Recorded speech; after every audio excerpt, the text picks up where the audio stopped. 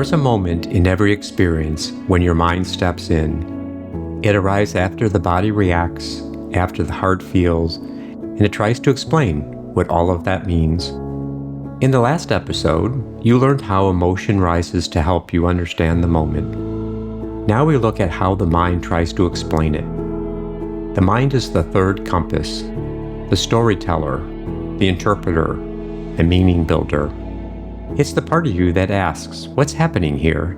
And then tries to answer that question as quickly as possible. Most people think the mind is the beginning of their experience, but it isn't. It's the explanation of the experience. And explanations are not always accurate.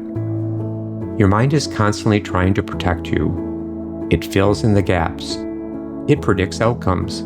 It tries to keep you safe by preparing you for what it thinks might happen next. The mind is fast, faster than the heart, much faster than the body. But the mind is also late. It wasn't there from the beginning of the moment. It didn't feel the tightening of your chest. It didn't feel the drop in your stomach. It didn't feel the rise of emotion. It only sees the aftermath. And from that, it tries to build a story. The mind doesn't feel the body, it explains the body. The mind doesn't feel the emotion, it tries to explain emotion. The mind doesn't feel meaning, it constructs meaning. This is not a flaw. This is the mind doing its job, trying to make sense of your inner world so you can navigate your outer world. But because the mind arrives late, it often guesses. And those guesses can become the stories you live inside. Here's the challenge. The mind reacts faster than the truth. Before you've had a chance to check in with your body, before you have a chance to understand your emotion, the mind has already created a narrative. They're upset with me. I did something wrong. This is going to fall apart. I'm not safe. I'm being rejected. I need to fix this.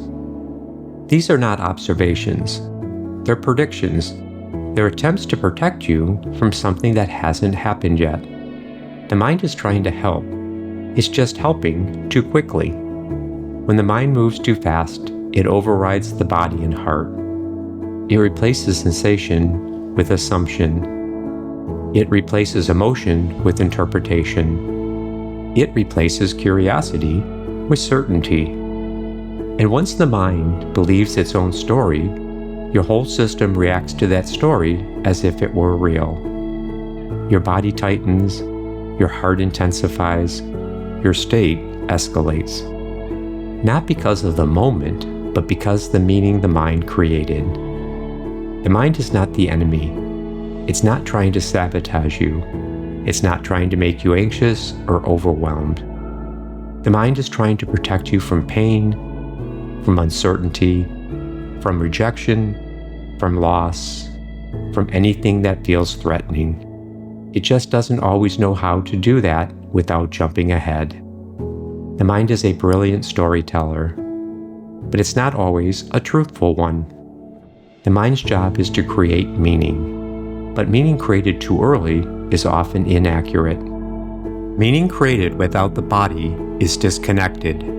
Meaning created without the heart is incomplete. Meaning created without listening is misalignment. The mind is the third compass for a reason. It's meant to interpret, not initiate. It's meant to understand, not override. It's meant to make sense of the moment, not replace the moment with a story. When the mind listens, when it slows down enough to check in with the body and feel the heart, its stories become clearer, kinder, more accurate, more grounded. The mind becomes a guide instead of a guard. It becomes a translator instead of a predictor. It becomes a partner instead of a protector acting alone. The mind is not the problem. The speed of the mind is the problem. The isolation of the mind is the problem. The assumptions of the mind are the problem.